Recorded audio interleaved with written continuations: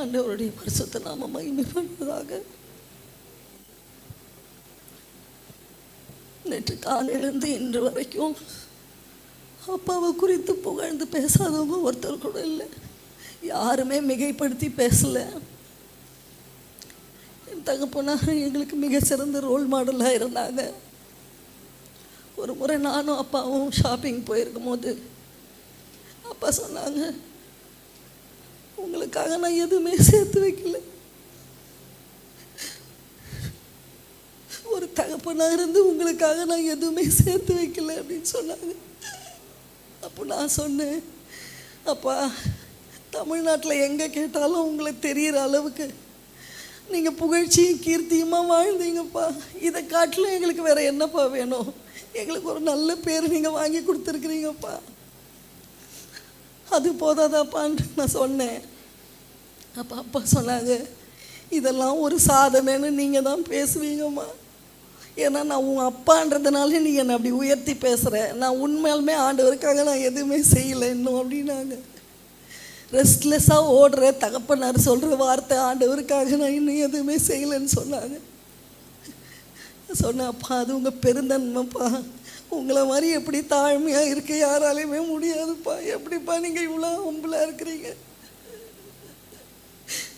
அப்படின்லாம் கேட்டேன். எனக்கு ஃபோன் பண்ணும் போதெல்லாம் எழும்பணும், ஜெபிக்கணும், ஆண்டவருக்காக ஓடணும். ஃபோன் பண்ணாலே அப்பா ஜெபிக்க ஆரம்பிச்சிருவாங்க. அவங்கக்கிட்ட நம்ம புலம்பி வீட்டில் இப்படி கஷ்டமாக இருக்குது, எனக்கு மனசு கஷ்டமாக இருக்குதுன்னு சொல்லவே வேணாம். பேசின 2 நிமிஷத்துலேயே அவர் சத்தத்தை உயர்த்தி ஜெபிக்க ஆரம்பிச்சிருவார். அம்மா கிட்ட கூட ஏதாவது ஷேர் பண்ண முடியும், அப்பா கிட்ட சொல்லுன்னுவாங்க. அப்பா கிட்ட எதுவுமே சொல்ல முடியாதுமா, உடனே ஜெபம் பண்ண ஆரம்பிச்சிடுறாரு. அதுக்கப்புறம் நம்ம அந்த பிரச்சனையை அவர்கிட்ட கொண்டு போக வேண்டிய அவசியமே இல்லாத அளவுக்கு நம்ம மனசை சமாதானப்படுத்தி விட்டுருவார் அப்பா. எங்கள் 4 பேரையும் எங்கள் அப்பா ரொம்ப அருமையாக வளர்த்தாரு.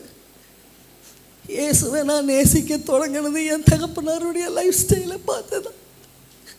நான் டீனேஜாக இருக்கும்போது எப்படி அப்பாவால் இப்படி ஈஸியாக மற்றவங்கள மன்னிக்க முடியுது, எப்படி கசப்பு இல்லாமல் வாழ முடியுது அப்படி பார்க்கும்போது அவர் ஃபாலோ பண்ணுற ஏசப்பா தான் அவர் அப்படி வச்சுருக்கிறார் அப்படின்னு நான் என்னுடைய டீனேஜில் இருக்கும் போது அப்பா மாதிரி நம்மளும் இருக்கணும்னு நினச்சி நான் ஆண்டவரை நேசிக்க ஆரம்பித்தேன்.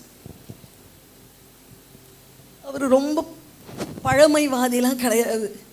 அந்தந்த ட்ரெண்டுக்கு ஏற்ற மாதிரி அவர் அந்த சூழ்நிலையில் நடந்துக்குவார். ரொம்ப ஆச்சரியமாக இருக்கும். நாங்கள் வீட்டுக்கு வந்தோம்னா எவ்வளோ நாள் இருந்தாலும் புது புது டிஷ்ஷாக எங்களுக்கு அறிமுகப்படுத்துவார். ஷவர்மான்ற ஒரு டிஷ்ஷே எங்கள் அப்பா தான் எனக்கு அறிமுகப்படுத்தினார். அப்படி ஒன்று கொண்டு வந்திருக்கிறாங்க, சாப்பிட்டு பார்த்துருக்குறீங்களா? என்னப்பா புதுசு புதுசாக கண்டுபிடிக்கிறீங்க? எங்களுக்காக அந்த மாதிரி தேடி போய் வாங்குவாங்க அப்பா. அவருடைய களைப்பை அவங்க பார்க்க மாட்டாங்க, அவங்க எவ்வளோ சோர்வாக இருக்கிறாங்கன்னு பார்க்க மாட்டாங்க. பேர பிள்ளைங்க வந்துட்டாலும் அவங்களுக்கு டாய்ஸு இன்ன விலையிலன்னு தான் இல்லை. ஒரு தடவை கடைக்கு கூட்டின்னு போய், ஜாஃபி ரொம்ப குழந்தையாக இருக்கும்போது உனக்கு என்ன டாய் வேணுமோ எடுன்றாங்க. அது விவரம் தெரியாத குழந்தை 3000 rupees ஒர்த்தான ஒரு பார்பி செட்டு எடுக்குது. அது அப்பா பில் பே பண்ண போகிறாங்க. அப்பா அதுக்கு பணத்தினுடைய மதிப்பு தெரியாது. இந்த வயசில் அதுக்கு அவ்வளோ விலை உள்ள செட்டு எதுக்குப்பா அப்படின்னா, பேத்தி சந்தோஷமாக இருக்கிறது தானே முக்கியம். பணம் இன்றைக்கி வரும் நாளைக்கு போவோம். என் பேத்தி சந்தோஷப்படுது இல்லை, அதுவாக செலக்ட் பண்ணி வாங்குதில்லை அப்படின்னு சொன்னாங்க அவங்க. அதுக்கப்புறம் நான் அதை திரும்ப வேணாம்ப்பா, அந்த மாதிரி ஆடம்பர பொருள் வேணான்னு சொன்னேன். அப்பா கிட்ட குறைன்னு சொல்லணுன்னா பணத்தை தனக்குன்னு வச்சு செலவு பண்ண மாட்டாங்க. எவ்வளோ காணிக்க வந்தாலும் மற்றவங்களுக்கு கொடுத்துட்டு அடுத்த நேரம் ஒரு தேவையில் இருந்தால் ஆண்டவர் சமூகத்தில் இருப்பாங்க. நாங்கள் சொல்லுவோம், உங்கள் தேவைக்குன்னு எடுத்து வச்சுட்டு மற்றவங்களுக்கு தர்மம் பண்ணுங்களேன்ப்பான்னு சொல்லுவோம். அதை அவங்க பொருட்படுத்தவே மாட்டாங்க. இந்த மாதிரி கொடுப்பதில் அவரை மாதிரி தயாளமாக யாருமே இருக்கவே முடியாது. ரொம்ப சிம்பிளாக இருப்பாங்க. கர்த்தர் இப்படி ஒரு நல்ல தகப்பனை எனக்கு கொடுத்ததுக்காக நான் ஆண்டவருக்கு கோடி நன்றி சொல்கிறேன். எங்கள் ஸ்கூல் லைஃப்லேயும் கல்லூரி வாழ்க்கையிலையும் என் ஃப்ரெண்ட்ஸ் எல்லாருமே சொல்கிற ஒரே வார்த்தை, உங்கள் அப்பாவை எங்களுக்கு ரொம்ப பிடிச்சிருக்குது. உங்கள் அப்பானா உங்கள் அப்பா மாதிரி தான் இருக்கணும் அப்படின்னு என் ஃப்ரெண்ட்ஸ் எல்லாருமே சொல்லுவாங்க. அந்த மாதிரி எல்லாரையும் கவர்கிற ஒரு சுபாவத்தை கொண்டேன் தந்தையா. ஆண்டவர் சமூகத்துக்கு போனது எங்களுக்கு வருத்தமாக இருந்தாலும் இன்றைக்கு பரலோகம் களி கூறுகிறது. எங்களுக்காக தொடர்ந்து ஜெபித்து கொள்ளுங்க. இந்த நாளில் எங்களுக்காக கடந்து வந்த உங்கள் யாவருக்கும் இயேசுவின் நாமத்தினால நன்றியை தெரிவித்துக் கொள்கிறேன்.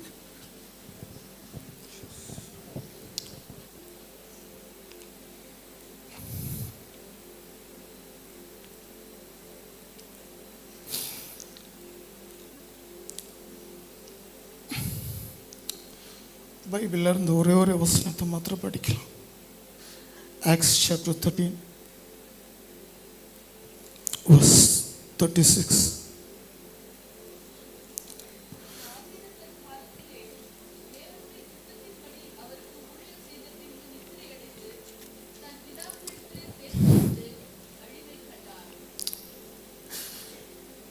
பைபிளில் ஒரு மனுஷனை கம்ப்ளீட்டாக சொல்லியிருக்குன்னு அது தாவீதை குறித்து மாத்திரம்தான் சொல்லப்பட்டிருக்குது.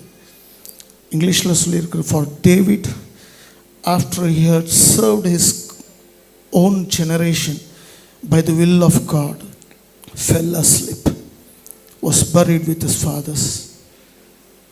அவருடைய காலத்தில் அவருடைய சந்ததியில் அவர் ஆண்டவருடைய சித்தத்தை நிறைவேற்றிட்டார். Now the pattern is with the next generation.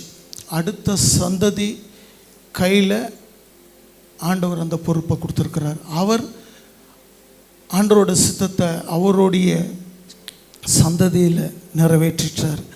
இன்றைக்கி நம்ம கையில் அந்த லெகசியை கொடுத்துட்டு போயிருக்கிறாங்க. நம்ம என்ன செய்ய போகிறோம்? நான் எங்கள் அப்பா கிட்ட நிறைய பேசினதோட அதிகமாக அங்கிள்கிட்ட தான் பேசியிருக்கிறேன். எங்கள் அப்பா கிட்ட நிறைய ஷேர் பண்ணது கிடையாது. அங்கிள்கிட்ட நிறைய ஷேர் பண்ணியிருக்கிறேன், நிறைய டைம் ஸ்பெண்ட் பண்ணியிருக்கிறேன்.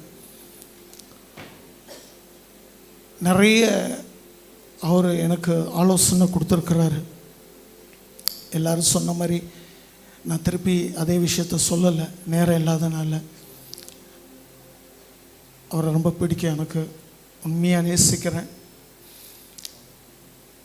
அவர் நிறைய நேரம் என்கிட்ட சொல்கிற ஒரே ஒரு விஷயம், நீங்கள் எழும்பிடணும் அப்படின்னு அடிக்கடி சொல்லுவார்.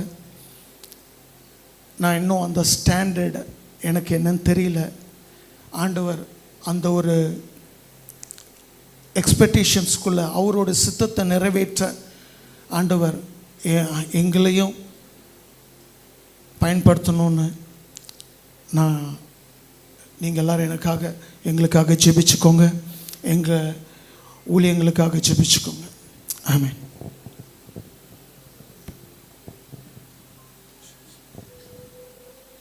கர்த்தருடைய பரிசுத்த நாமத்துக்கு மகிமை உண்டாவதாக. என்னோடய பேர் ஜாஃபியா மெராக்லின். நான் 4 வருஷம் கழித்து பிறந்தனால தாத்தா தான் எனக்கு மெராக்லின் பேர் வச்சாங்க. தாத்தா இது வரைக்கும் மம்மி என்னைக்காச்சும் வீட்டுக்கு வந்துட்டு எங்கள் வீட்டுக்கு வந்தால் கூட இது வரைக்கும் வெறும் கையை அமிச்சதில்லை. தம்பிங்களுக்கு கூட எதுவும் வாங்கி தரலன்னா எனக்கு இது வரைக்கும் ஒரு கர்ச்சீஃப் கூட வாங்கி தராமல் அமிச்சதே இல்லை. எப்போ நாங்கள் வீட்டுக்கு வந்தாலும் எனக்கு ஏதாச்சும் ஒன்று வாங்கிட்டு வந்து தருவாங்க. இந்தாம்மா இது போட்டு பாரு எப்படி இருக்குன்னு, ஒரு வாட்சு இல்லை ட்ரெஸ்ஸு அது மாதிரி ஏதாச்சும் ஒரு வாங்கி தருவாங்க. தாத்தா எனக்கு செஞ்ச காரியங்கள் பல இருந்தாலும் ஒரு விஷயம் எனக்கு ஆழமாக மனசில் பதிஞ்சுது. ஒரு நாள் நாங்கள்லாம் சித்தி வீட்டுக்கு போயிருந்தோம். அப்போ என்ன ஜூடா ஜோச்சு உட்கார வச்சு தாத்தா ஒரு பாட்டு இது பர்ஃபெக்டாக பாடுற வரைக்கும் நீங்கள் விளையாட போகக்கூடாது அப்படின்னு உட்கார வச்சு பாட வச்சாங்க ஒரு பாட்டை. அந்த பாட்டை நாங்கள் பர்ஃபெக்டாக பாடுற வரைக்கும் விடலை. அப்போ நான் யூகேஜியோ எல்கேஜி தான் படிச்சுட்டு இருந்தேன். அப்போ அந்த பாட்டை நான் பர்ஃபெக்டாக பாடலை, இருந்தாலும் தாத்தா விட்டுட்டாங்க. இன்றைக்கும் அவரோட சமூகத்தில் கடைசியாக அந்த பாட்டை நான் பாடுறதுக்கு ஆசைப்படுறேன்.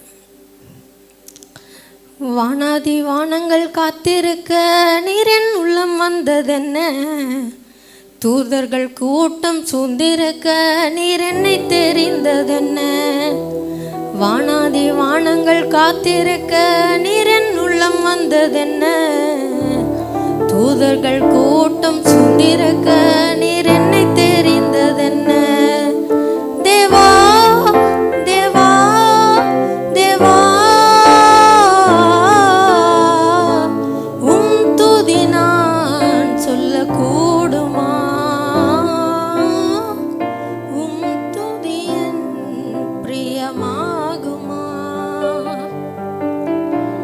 உம் துதி நான் சொல்லக்கூடுமா, என் துதி உம் பிரியமாகுமா. என்னை தேடினதால் உம்மை நாடி வந்தேன், வீணப்பாடி நிற்க வரம் வேண்டுகிறேன். என்னை தேடினதால் உம்மை நாடி வந்தேன், உம்மை பாடி நிற்க வரம் வேண்டுகிறேன். வானாதி வானங்கள் காத்திருக்க நீரின் உள்ளம் வந்ததென்ன, தூதர்கள் கூட்டம் சூழ்ந்திருக்க நீர் என்னை தெரிந்ததென்ன. வானாதி வானங்கள் காத்திருக்க நீரின் உள்ளம் வந்ததென்ன, தூதர்கள் கூட்டம் சூழ்ந்திருக்க நீர் என்னை தெரிந்ததென்ன. தேவா தேவா தேவா, உம் துதி நான் சொல்லக்கூடுமா, என் துதி உம் பிரியமாகுமா, உம் துதி நான் சொல்லக்கூடுமா, என் துதி உம் பிரியமாகுமா.